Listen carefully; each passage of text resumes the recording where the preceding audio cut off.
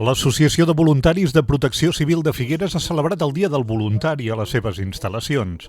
La seva tasca és molt ben reconeguda des de l'Ajuntament de Figueres i també des dels cossos de seguretat que els han acompanyat en aquesta jornada de celebració.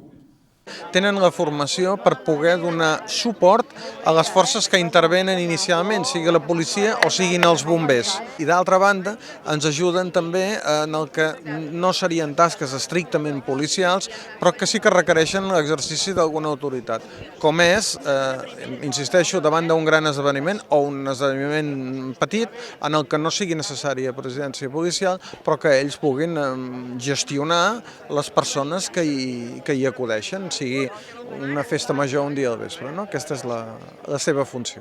En aquest acte s'han lliurat diplomes als voluntaris que han superat les 70 hores de servei en els darrers 2 anys. Això és la primera que s'ha fet i llavors hem aprofitat també per entregar els diplomes a la gent que han fet més de 70 i 80 hores de servei des de fa 2 anys.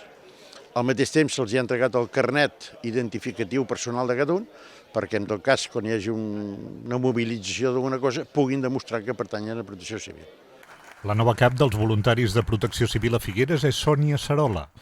Des de l'any 2014, l'associació té la seva seu a l'antiga colònia dels militars d'aviació.